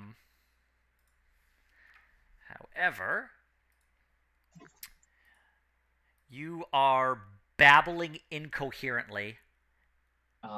Am I in control of myself enough to be able to cast a lesser restoration on myself? Does it require a verbal component? Yes. You are not able to speak the magic words to cast a lesser restoration. Well, when he gets up on that, I assume I saw what happened. Like as I was watching him, because we were kind of like, I'm going to point to Fern to go help him. Like he said, belt him across the chops. Oh, yeah. Get him away from the edge. Yeah, yeah. I mean, I'll probably have to have Biffle help me. I don't know if I could do it myself, but we'll move him away and try to snap him out of it. Yeah, okay. We'll grab Graham and slap him in the face. Graham, you're being slapped in the face. It's strange because you're in control of your faculties. You suspect. I mean, you're talking normally to them. You're talking completely normally to them. You're saying the words you want to say. Come on, Graham. Come back to us. They are slapping you across the face. Does Graham have enough sense of logic in this to realize that his spell isn't working? Yeah, your spell hasn't kicked off properly. Okay, so it stands to reason that he's still unable to articulate what he thinks he's articulating. Graham will try to shake it off in whatever fashion is fashionable. After about 2 minutes of time, I don't know if you're being slapped consistently throughout those 2 minutes. Wailing on him. After about 2 minutes, though, your speech begins to return to normal. Graham will cast that lesser restoration. Graham, oh, good. You saved you, Graham. The effects of the psychic fog have worn off after the 2 minutes. Okay. You wouldn't need to cast the lesser restoration. Okay, cool. That was interesting. Wow, good job slapping him. Yeah, ow. Heroes. I think the last one really haven't been slapped like that since I tracked mud in the house. I haven't been slapped like that since my old college days. Haven't been slapped like that since the last time Kaido took me on one of his benders.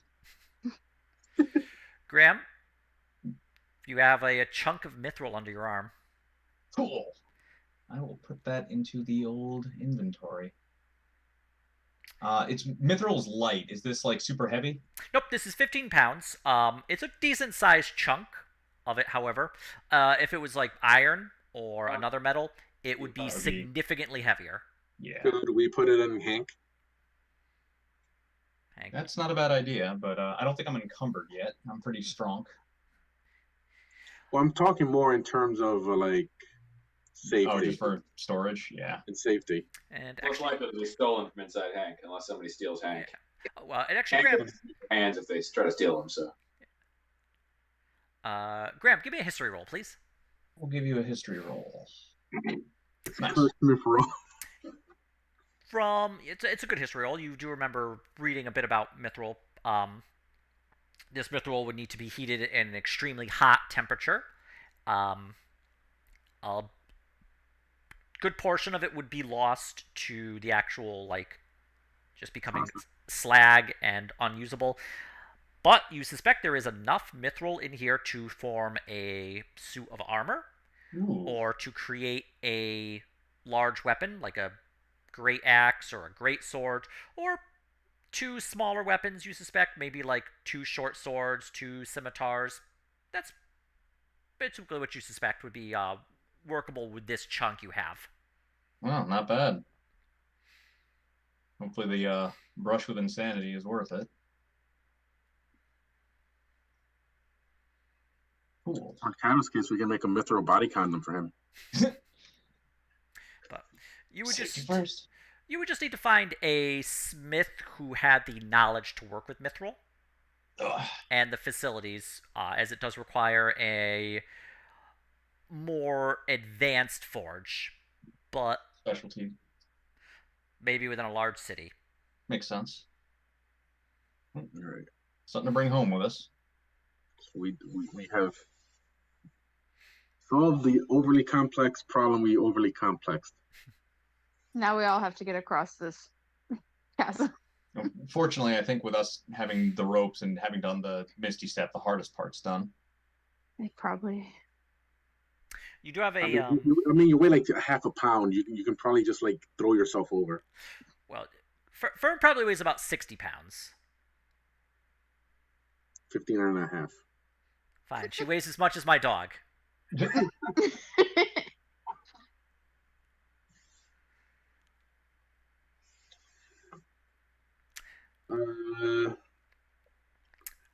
You would be able to tighten the. You could pull the ropes and tighten the tarp. This would bring it up above the fog. Mm-hmm. Somebody getting onto it would. If somebody were to get onto it, it would sag a little bit. You don't know if it would sag enough that they would then go under the fog itself. But We can probably pull it further up and then secure it on both sides, like mountain climbing equipment. Yep. Yeah. you could make it decently taut. I say we do that, and we also use an additional length of rope to tie around somebody's waist, so if they do go down, we can pull them back up directly. Okay. By the end of this adventure, we're gonna have so much rope. We're gonna have a freaking like a monopoly in all You the can rope. never have too much rope in D&D. It's true. There's D&D rope is probably the most useful tool of them all. It's like the Cross Blades Adventuring Guild has a monopoly in all rope Yeah, we like on the buy the island. hemp They industry. own every inch of rope. We've also broken several ropes. That's true. If you go to their manor, they have a museum dedicated to all the rope they've used. The Museum of Rope. The rope museum. All right. All right, so let's do that. Athletics checks for people. In this case, it would be acrobatics, as you are basically attempting to kind of like spread yourself out and avoid tearing the tarp, as it is not meant to hold weight of that nature. Mm-hmm. Can we use more mage hand to tie the ropes directly to each other and take the tarp out of the equation? We yeah. are allowed to. Yeah, you could like tie the rope around your waist and make like a harness around yourself, and then just bring the other end over to like auto. Seems like that would probably be a good idea. Yep. And then we can use the other rope assembly to just pull ourselves along while getting held up on both sides. Yes. Okay. So who's going first? Fern can go, I guess. Okay. Fern, pretty light. No real trouble there. So you're able to hook yourself in to this kind of makeshift rope bridge. So you can make an acrobatics or an athletics as you attempt to maintain your balance on it. You are still hooked in, however, so falling is not a tremendous concern in that you will fall to your doom. We'll just explode into your doom. All right. Minor doom. Doom. Fern, you were able to make your way across the chasm. As you approach Otto, the fog rises up, gets to about chest height, and then recedes. You are free of the psychic fog. I have a rabbit hop if I need it. All right. I'm like Ian's like, I rolled a 19, kind of scares him. I actually rolled a 13. That was a 13. And ties go to psychic fog.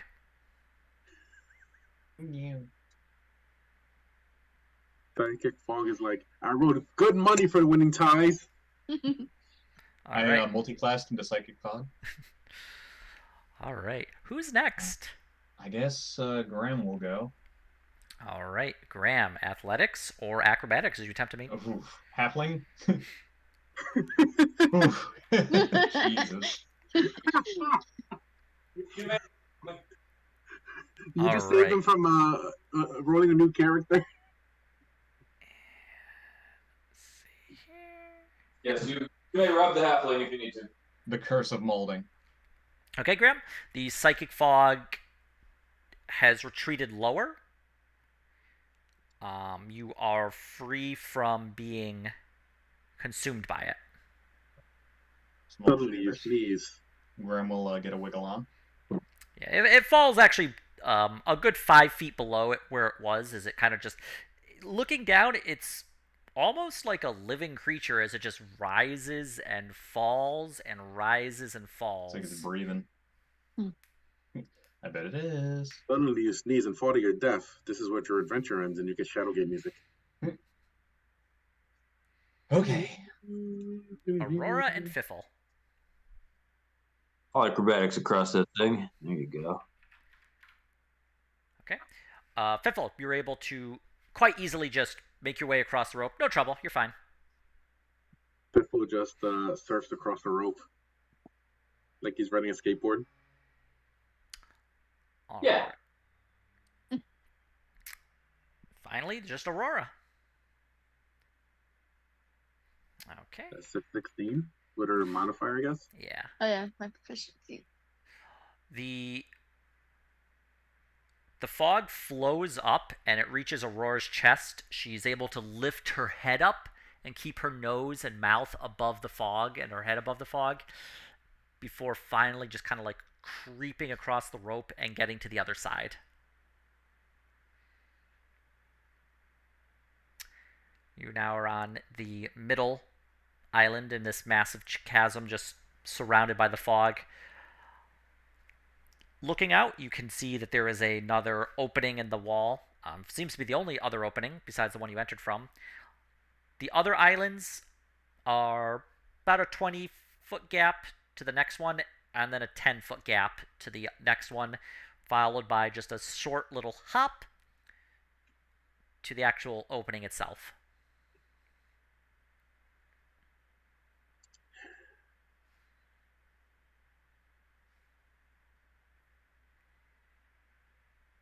Let's go. Okay, how are you going to cross the 20-foot? Same way? Hang on. Let me. Well, it's 20 feet, so I think we might be able to leverage Mage Hand this time. Well, the mage hand would be able to cross the chasm, no problem. I mean, it could set up for us just barely, I think. But we would still have to climb up at the end.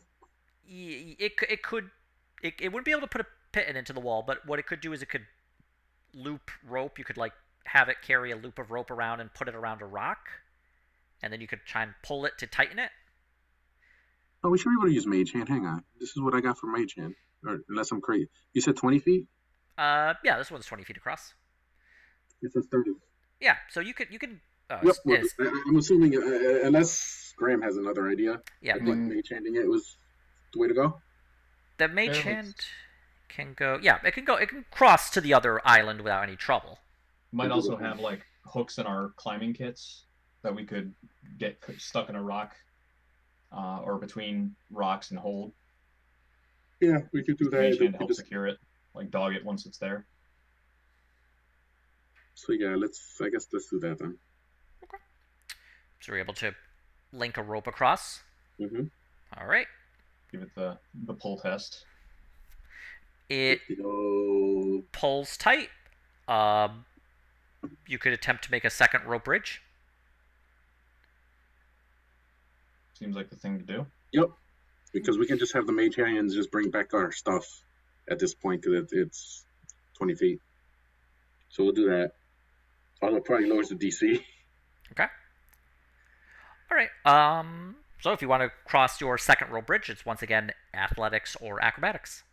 All right, I'll go first. Okay. Nice. All right. Otto is probably fine, but yep, he's fine. He's able to easily make his way across the bridge. Okay. Graham, once again, just able to. The fog seems like it's retreated. Fiffle, perfectly fine as you make your way across this little rope bridge to the other end. Okay, good enough. I'll take it. Fern. Oh no. Oh no. Fern, as you're making your way across, just before you're at the other edge, the psychic fog flows up over your head. You are enveloped by it. Uh-oh. Ooh, actually, it's a...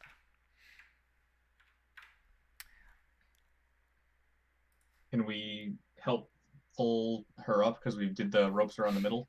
Yeah, she's close. If you were to like run and grab her, you could pull Yeah, her I'll up. grab her. All right, just give me an athletics to pull her up. Can I assist? Yeah. Okay, go ahead and all right. I would Or say yeah, the both of you advantage. working Yeah. together are able to bring her up, no trouble. Throw it back. Fern, you are babbling incoherently, much as Graham does. Well, in your mind, you're talking completely normal. Do I want to But spend a they're- spell on this or wait for her to ride it out? Because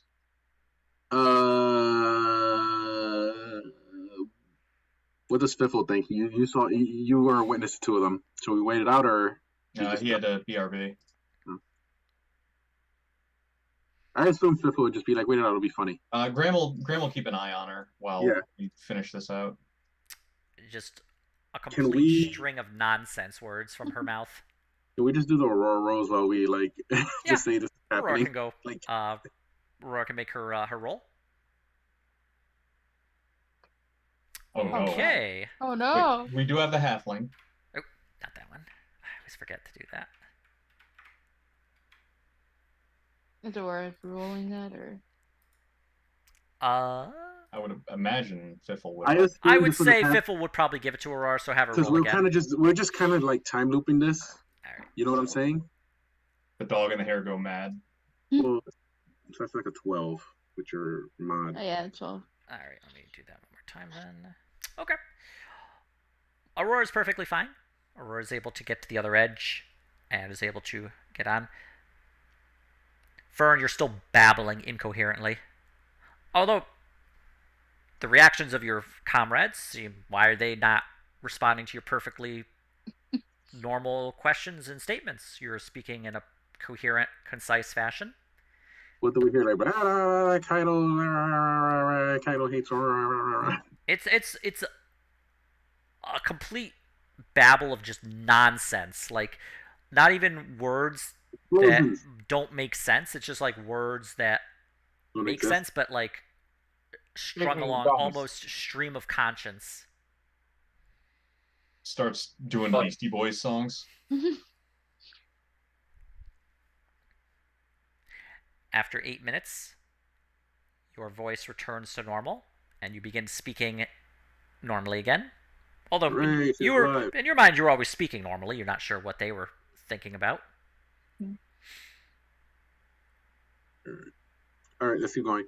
I assume the mage hands will just bring us our stuff because it's fast enough. Yeah. All The right, last one's about 10 feet across. Okay, so we can literally just do running jumps. Yeah, as long as As long as your strength score is 10 or higher. Yep. Yep, I consider that done for me. Okay. Otto easily leaps it. Graham will also be able to easily do it, but I'll wait on this side in case of other disaster. I'll T-pose in the middle of it. Oh, strength score is 10. Okay, mine's 10. Okay. Is it actually just 10? All Yeah. right. Both of you would just be able to find yourself at the other edge. You jump, you land, and the ground begins to crumble under your feet. Please give me a I dex can save. use rabbit hop instead. I'm gonna do that. Okay. I will rabbit hop 15 feet. The ground does not crumble under your feet. You're perfectly fine. Ribbity robbity. Hippity Get hoppity. off my property. Aurora's strength is 14, so. Aurora easily leaps it. Fiffle remains on the other edge. Did Jeremy come back? I don't know. Jump over now. Is your strength 10 or higher? Where jump over now? It's a 10-foot 10-foot gap. gap. Hmm. Or Nice. well, what's your strength, Fiffle? Oh, you want a strength roll? It's not No, a it's strength just- roll. What's your actual Not a roll, the score? strength value total. He's the 12. 12. Oh, Nice. you're able to leap it, no problem. You're able to Small run halfling. 10 feet and jump 12. He strikes the superhero pose in the middle of the air. All right. The last gap is about a foot. Guys, I don't know if we can jump this. Maybe a little I'm less. scared. We roll 40 consecutive ones and we all die here. This is how your adventure ended. All right. I guess we all just jump over it. I think most people describe it as a step over it, but yes. Yeah. I was like, if it's a foot, I think we could just step We it. hop. We do like a little hop, like a skip. But a friend does his bunny hop over. We do a skip, kind of like a fucking musical or something. Super bunny hop it. I coming can't through? imagine you run into any real trouble. I mean, you never know. Am I sounding better now? Yeah, Yeah. you do. Yeah. Okay, so I took off the noise suppression. All right. You know how dogs do that funny little jump where it's like from their back feet to the front? Yeah, Aurora Yeah. does that. Oh, that very dramatic. Yeah. Or like a cat when you're trying to put them down on something and they want to jump to it. A fat cat would not make that jump. You'd be surprised what a fat cat can do. All right. So entering into this tunnel, you actually, Graham, as you enter into the tunnel, you see another spiritual echo. Not a full spirit, not a full ghost, but an echo, much like you'd met before. Okay. This one looks similar to the last one you saw. It appears to be like a drow or an elven man. Panic in his voice. Hurry up, it's coming. If we don't get out of here, we'll be... And then it just ends. Cut off mid-sentence. Does anything stand out in this tunnel? I'm assuming Graham will tell us this. Yeah, Graham is going to guess that the fog, like the wind, will just shoot it down this tunnel under certain conditions, so we should probably go through quickly. Yeah, looking around, the fog does pool at your feet. Okay. So you continue on. Yep. Yes, and Graham is going to advise that we do it as quickly as possible. Yeah, I was gonna say after what you said, I was like, we should probably put some urgency. Yeah. All right. Well, you'll continue on, and we will pick this up next week. Hooray! Hooray!